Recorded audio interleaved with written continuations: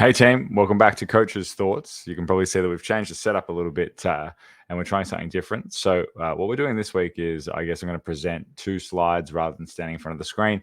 I've got this mic here, which is hopefully better for audio quality and will allow me to dive a bit deeper into some of the content, and you'll be able to see the screen better, which I think is going to be really important. So today we're talking about variance again, which we've already talked about, but I thought it might be nice to use the CrossFit Open because it's like a real-time example, and we can have a look at, I guess, how one might go about assessing and then applying variance to the workouts we've seen. I hope if you watch the previous, there's been some previous discussions around variance. The reality is you could apply variance correctly and end up with a bazillion different results. So this is in no way sort of like a, well, if it's not this workout, then it's not correct, or this is the workout it's going to be. It's just looking at the concept and using a real life example that is happening literally right now. Just as a side note, I'm recording this on Saturday, the day after, at least Australian time, that 24.2 has been announced. So if there's any additional information between now and 24.3 being announced, I don't know it. So perhaps something I say might not make sense in the context of information that comes out this week. I don't think they'll, add any hints, but nonetheless. So let's have a look at this. Okay, hopefully you can see that screen. So we're talking about the methodical application of variance today. Variance is pretty simple. It's basically doing what you haven't done. It really is as simple as that. As I discussed last week on the episode here, a lot of the concepts that we talk about are simple in concept, but really difficult to apply. And that's the case with variance. So let's have a look at what we've done in the 2024 Open, because in order to understand what we haven't done, we need to understand what we have done. But first, what is the ultimate goal of the Open? Well, there's lots of different goals for different people, but I think as a primary function, the Open serves as the first qualification phase of the CrossFit Games, and we should always remember that in programming. I think some people, some of the commentary I hear around programming about the Open, so things people say about the Open, I believe sometimes they're not remembering that in the broader context of the season, what we're trying to do is find the fittest person on earth, or fittest people on earth, I should say, and they will undergo a series of tests. The Open is one of those tests, which is made up of micro tests within it. But then they've got the quarterfinals, the semifinals, and then the games themselves. It's impossible to cover all bases across all of those things combined, let alone in the Open. So this idea that the Open has to somehow touch on everything every year is really broken, because one, it's actually not possible to do that at all. And two, there are other tests coming where other things can and will be tested. So we have to remember that. I guess what I'm saying is temper your expectation that the Open is going to touch on all aspects of fitness all the time. It's always got to test A, B, C. It doesn't have to do that, and it can't do that. So that's just something to keep in mind. So this is what we've done. This is my assessment, and there's going to be some things in here which I don't program the Open. Obviously, we know that it's programmed by a team, a very experienced team, which includes Dave Castro and Adrian Bosman and other people that I'm sure they I guess work with to get inspiration from and whatnot. So the time domain of the first workout, I put the intent between 7 to 12 minutes. I know it had a 15-minute cap.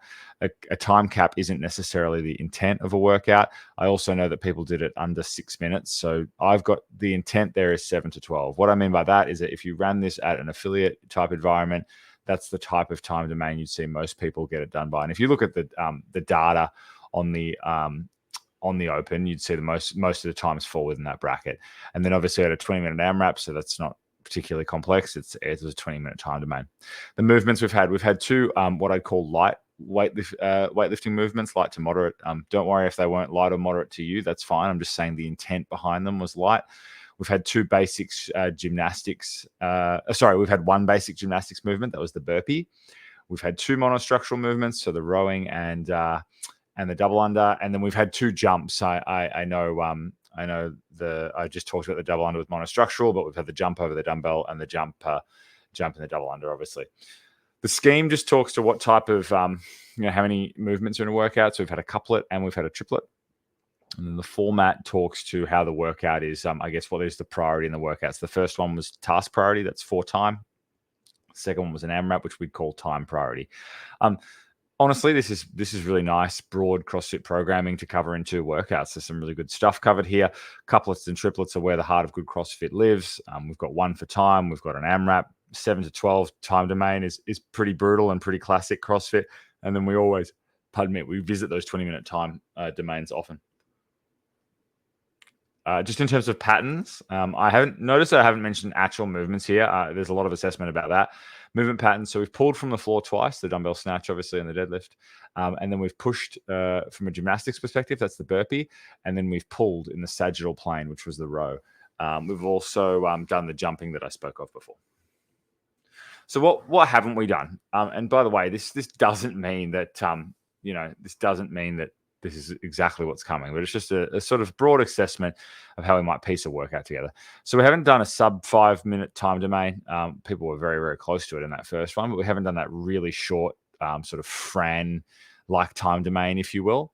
Weightlifting, we haven't really seen anything that you consider medium or heavy. We don't tend to see heavy prescribed loading in the open, but certainly we haven't done a heavy lift yet, which we have seen before.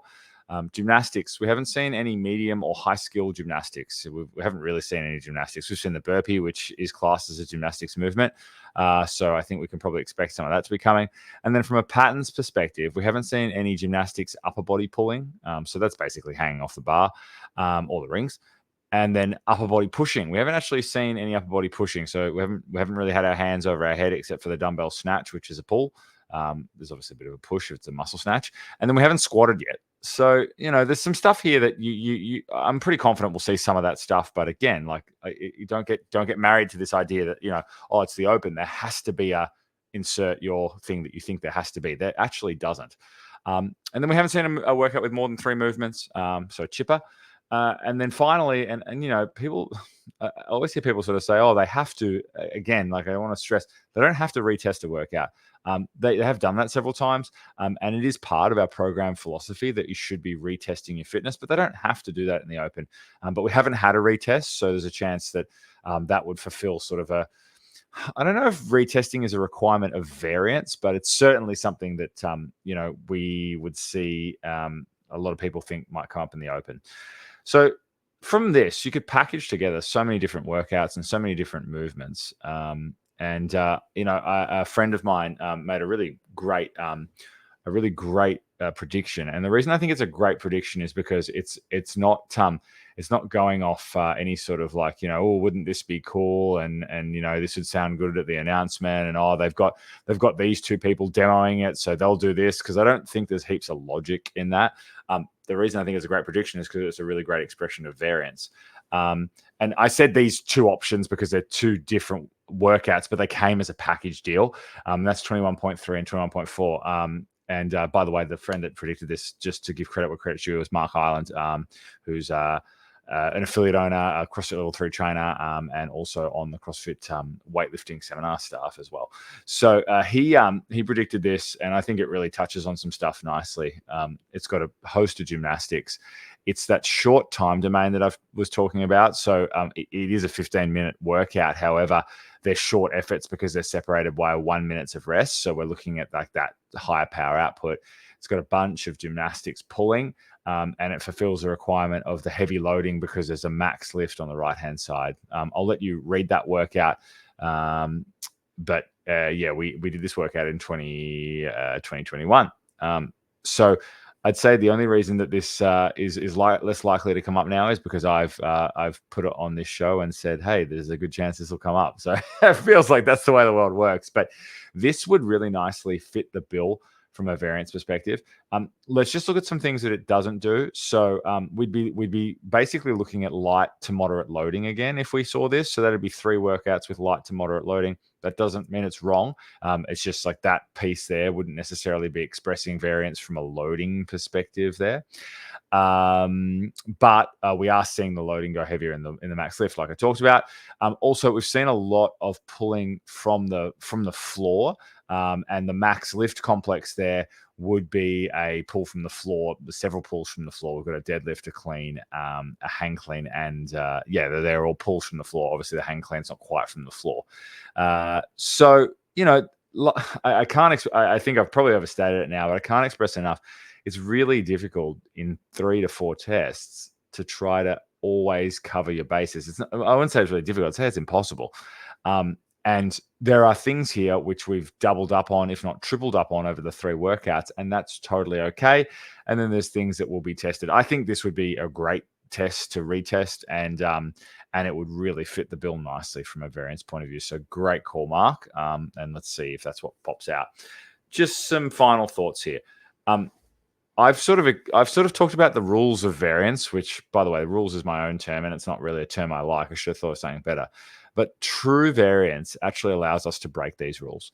So a good example of this is like people have always assumed that we couldn't have the same movement twice in the open. Like they wouldn't use a movement in one workout and then use it in another workout. In 2016, they did burpees over the bar in the first and the last workout.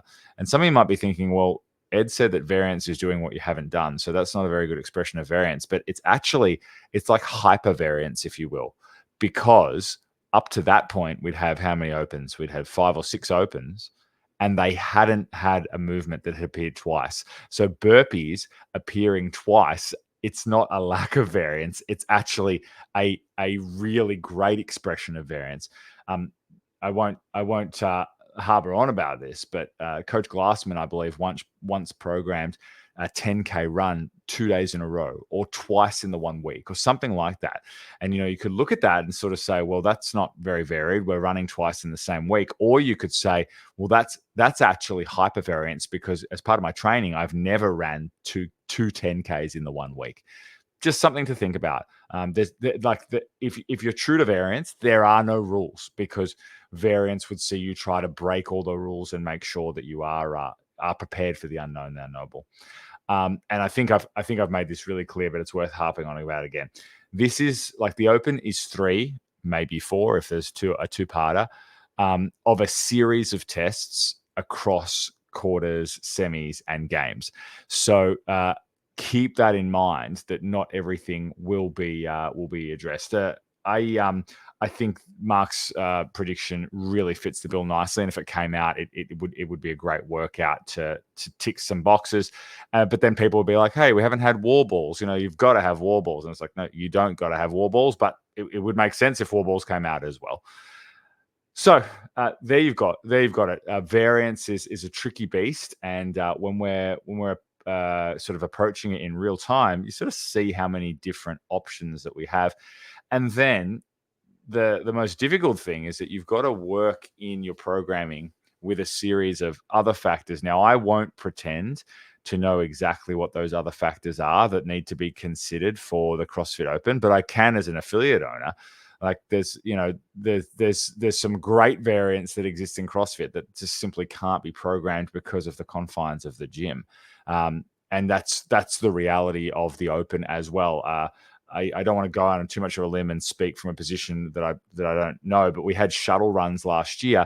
I don't think we could have a run that wasn't a shuttle run. Like you couldn't just program a 400-meter run. It's not something that could be done in the Open. So that piece of variance can't be expressed. Rightio team, coach's thoughts this week. If you are doing the Open, good luck. If you're not doing the Open, I hope that you sort of enjoyed this assessment of it just as a working example of some CrossFit programming that's happening right now. All right, catch you next week.